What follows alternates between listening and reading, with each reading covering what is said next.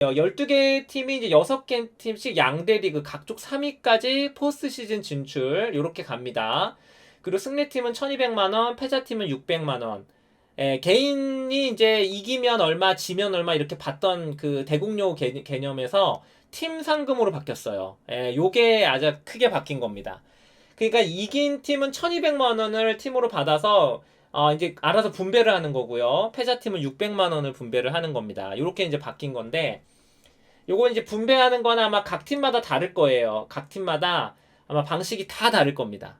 에이스 결정전 한 번 나왔던 선수가 또 나올 수 있는 요게 이제 이번 대회의 아주 그 신의 한 수인데 원래는 5명이서 뒀잖아요. 그래서 무조건 3대2 승부가 났는데 이번에 4명이 둡니다. 4명이 두기 때문에 2대2 승부가 많이 나와요. 2대2 승부가 많이 나옵니다. 자, 그러면 무승부가 아니고 5국에는 에이스 결정전을 하는데 한 번 나왔던 선수가 또 나올 수가 있어요. 한 번 나왔던 선수가 또 나올 수 있는 요 에이스 결정전 요게 이제 스타리그에서 나왔던 방식인데 요게 이제 이번 그 KB 바둑리그의 최대 포인트입니다. 요게 아주 확 박힌 거. 애결은 진짜 재밌어요. 제가 봐도. 근데 그 대신 이게 이제 요게 생겼어요. 요거는 원래는 그 바둑에만 도입된 겁니다. 요게 스타나 다른 봉식에는 없는데 바둑에만 도입됐어요. 왜냐면 뭐 신진서 예를 들면 신진서를 얘기를 해볼게요. 신진서가 에이스 결정전 다 나온다. 이거 너무 너무 괴로워 이거. 그쵸? 너무 유리해. 신진서를 가진 팀이 너무 유리해. 약간 팀 밸런스 때문에 강제 조항을 둔 것 같아요. 최대 6회로 제한. 최대 6회로 제한. 그리고 저기 포스트 시즌은 에이스 결정전이 없습니다. 요거를 여기다 써야겠다. 요거 아직 모르시는 분들 많은데 포스트 시즌은 없어요. 에이스 결정전이 없습니다. 그러니까 못 나오는 거죠. 한 번 나왔던 선수가 못 나오는 거예요. 요거 핵심이에요. 포스트 시즌은 에이스 결정전이 없어요. 요거 알고 계셔야 되고 이 4대0 또는 3대0 승리 시에는 승점이 3점이고요. 패한 팀은 0점. 그리고 2대2에서 5국 승리팀은 2점. 패한 팀은 1점이에요.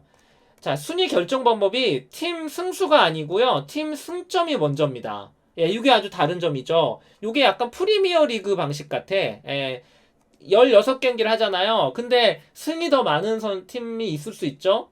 왜냐면 에이스 결정 승 자체는 많은데 다 진 거야. 나머지는 뭐 9승 뭐 7패 이래. 그런데 10승 6패 이래. 근데 9승 7패를 했어도 승점이 더 높을 수가 있어요. 왜냐면 에이스 결정전에서 많이 지면은 그러면 팀 승점이 먼저입니다. 이게 프리미어 리그랑 똑같아요. 승수가 먼저가 아니라 승점이 먼저입니다.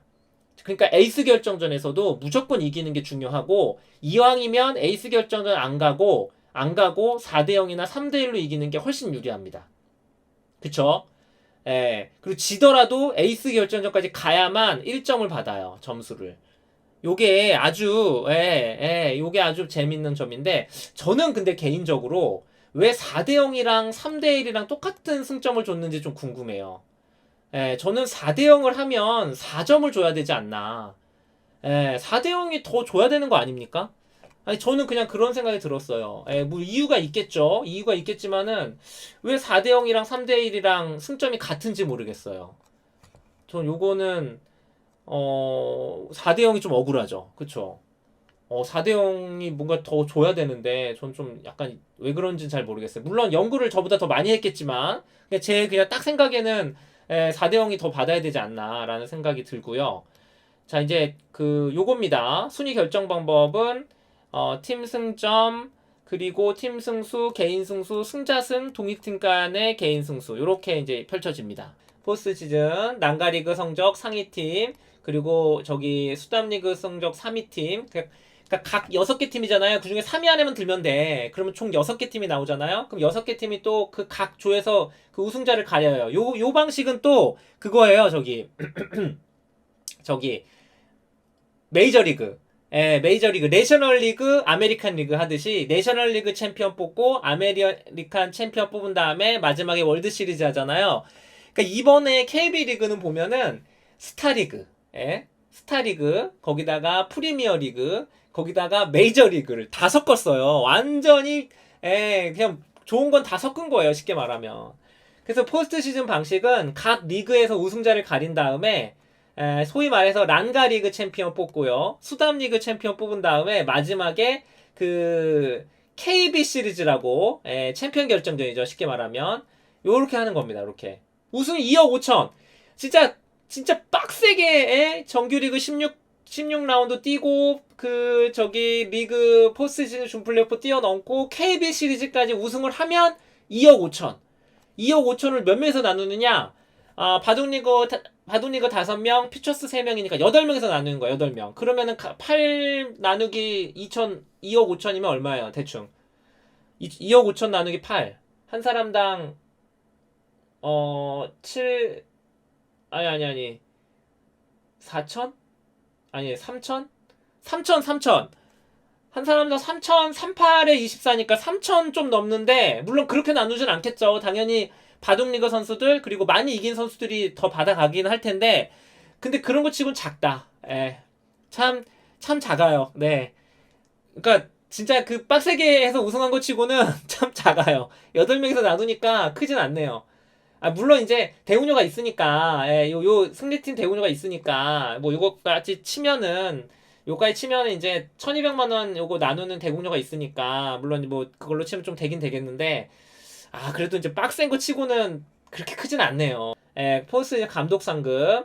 그러니까 우승을 한 감독은 3천만 원. 우승을 하는 감독 3천, 그리고 준우승 2천. 감독이 받는 돈입니다. 감독 상금이에요. 플레이오프 탈락팀 900만원, 준플레이오프 탈락팀 600만원. 저는 개인적으로 조금 감독 상금을 줄여서라도 요쪽 상금에 올려야 되지 않나. 요쪽 상금에. 물론 저도 감독을 하고 있지만, 이런 얘기 하면 현 감독님들한테 혼날지 모르겠지만, 저는 냉정하게, 저는 조금 여기 좀 줄여서, 여기다 올려야 되지 않을까. 물론 다 늘리면 좋아요. 다 늘리면 좋은데 예산이 있으니까 어쩔 수 없다고 치면은 감독이 좀 줄여서 선수들 상금에 좀 보태야 되지 않나. 제가 바둑리그 감독이 아니니까 이런 얘기 하는 겁니다. 그런 생각을 좀 해보고요. 감독은 따로 월급이 있어요. 감독은 따로 월급이 따로 있습니다. 그거 없으면은 제가 이런 얘기 안 하죠. 감독급이 있어요. 있기 때문에 그 말씀을 드리는 거고요. 그리고 이제 MVP랑 뭐 이거는 뭐 비슷한 것 같아요. MVP 1000만원, 신인상 300만원, 다승상 500만원.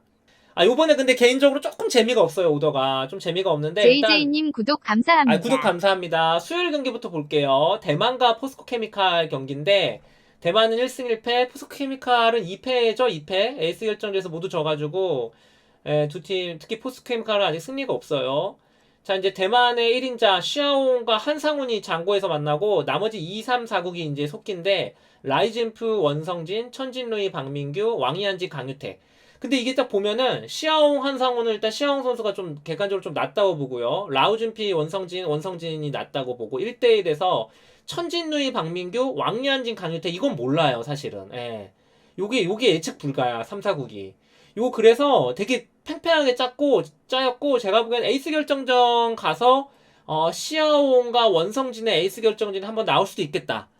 그런 생각 들어봅니다. 백중세. 첫 경기 백중세고요. 경기가 많으니까 빨리 넘어갈게요. 자, 12일. 셀트리오가 킥스입니다. 자, 김명훈, 김승재, 송규상, 백현우, 심재익, 신진서, 최철환, 박진솔인데, 일단 딱 봤을 때는 셀트리온이 너무 잘 짰어. 셀트리온이 너무 잘 짰습니다. 일단 신진서한테 심재익 붙이고요. 김명훈, 김승재, 송규상, 백현우 이거 다 상대 전적. 김명훈, 김승재는 2대2긴 하지만 김명훈 선수가 워낙 좋죠. 김명훈 선수가 사실 랭킹도 많이 올랐고.